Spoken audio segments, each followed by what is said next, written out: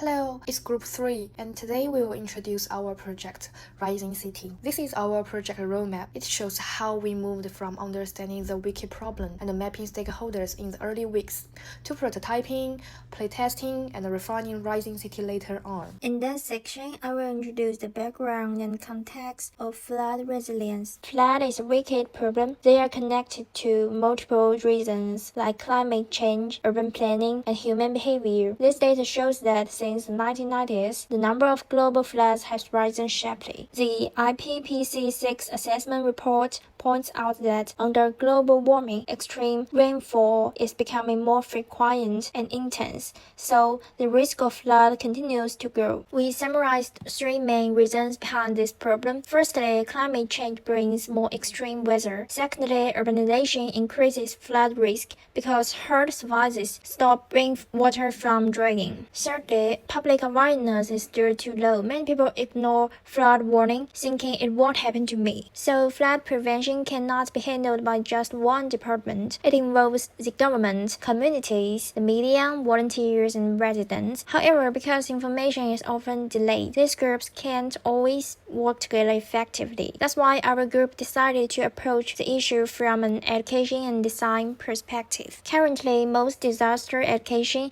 uses lectures, brochures, and formalized drills. These methods are not engaging, so people forget easily and don't form real habits. We believe a more immersive and interactive approach can help people remember and act in real situations. To better understand this complex system, we created a stakeholder map including governments, rescue agencies, the media, communities, and residents. This helped us find where information breaks down and led us to focus our study on residents. I will be briefly introduce our research on ordinary residents living in flood-prone city. First, why we do focus on them. In China, more than 600 million people face seasonal flood every year. Cities are developing fast, but flood preparedness education cannot keep up. Ordinary residents are the most affected group and also the key to improve community safety and realize. Floods are caused by large systems such as climate change and urban planning, but in the end, a community's ability to respond develop on people's behaviors. So we studied residents' risk perception, their action, and how design or education can help change their behaviors. Our secondary research shows 3 points. People know the risk, but they are still unprepared. Many choose neighborhood or group chat more than official warning. Experimental and emissions learning help people remember what to do, so awareness alone is not enough. People need practice. During a flood, residents receive information from app, media, and neighborhoods. Their message often conflict. People trust familiar resources more than accurate one, which causes confusion and delay. Emission situation can recreate this and help people practice decision making. To explore this, we interviewed 3 residents and conducted a survey with 20 participants. We looked at their knowledge, emotion, trust in information, and behaviors. A clear pattern appeared. People know the risk, but they only act after dangers become visible. We interviewed some people who had experienced different floods.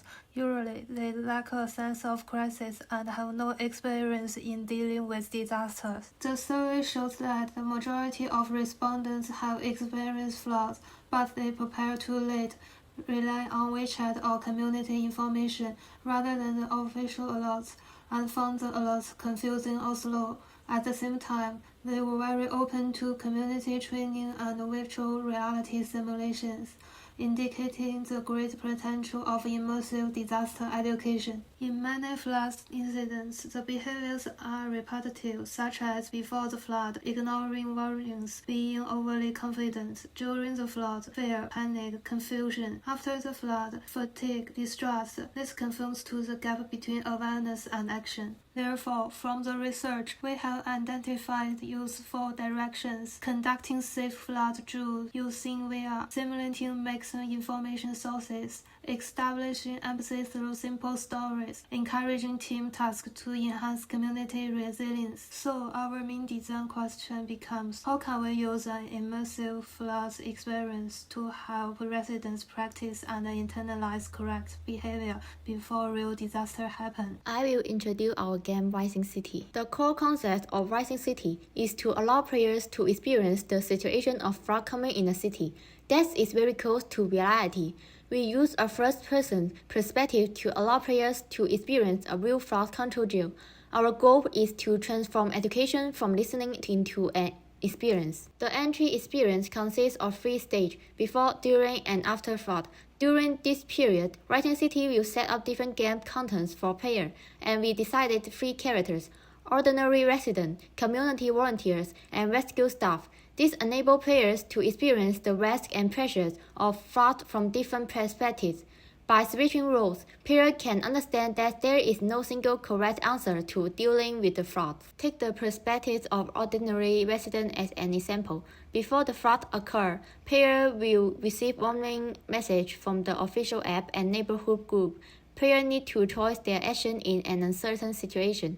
After entering the flood stage, time will continue to advance. The water level will keep rising, and different events will occur. Players must make choice again. After the flood ends, the game will summarize the results brought by the player's choice, helping them understand which decisions were more effective and encouraging them to re-experience the game and make better judgment. Based on the initial game process, we conduct a quick test based on cards. The 2 most obvious feedbacks are: first, it is very difficult for players to immediately determine which information is reliable.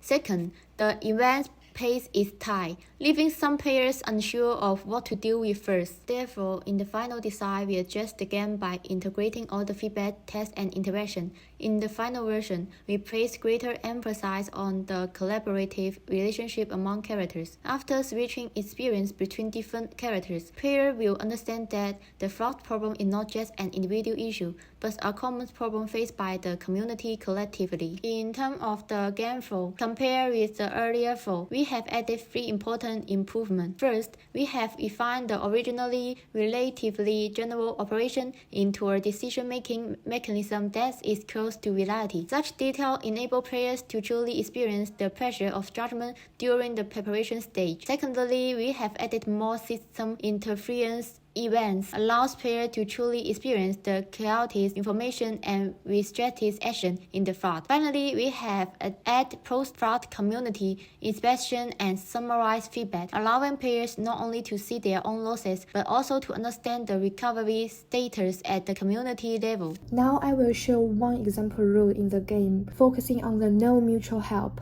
path during the flood. The player is at home when a yellow official flood alert pops up on their phone. They have to choose which to trust or not. If they trust the official alert, we move into the kitchen. The table has many food, and the player has limited time to pick it a few light, long-lasting foods. This turns preparing emergency food into a small hands-on task.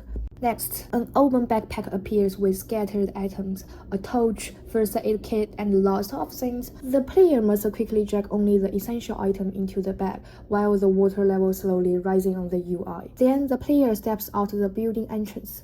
They see water covering the wall and block the side street and use the controller to scan the environment. Nearby, there is a metro entrance that is still open, but water is flowing towards it. The player must decide whether to go down because it feels familiar, or avoid it and head off for higher ground. On the way to the rescue point, the player sees someone calling for help. The interface offers a hard choices: stop and help, or keep moving to the official rescue area. In this rule, player does not stop, which feels uncomfortable and sets up later reflection about trade-offs. Player finally reaches a higher rescue area with simple shelter and the volunteers calling, "This way is safe!" The rain sound becomes softer and more distant, showing that the immediate danger has passed. This slide shows how our research shaped the game. Because residents often trust social media more and rarely practice under stress, we use side-by-side alerts, timed choices, and simple drag and drop tasks so they can safely rehearse real decisions.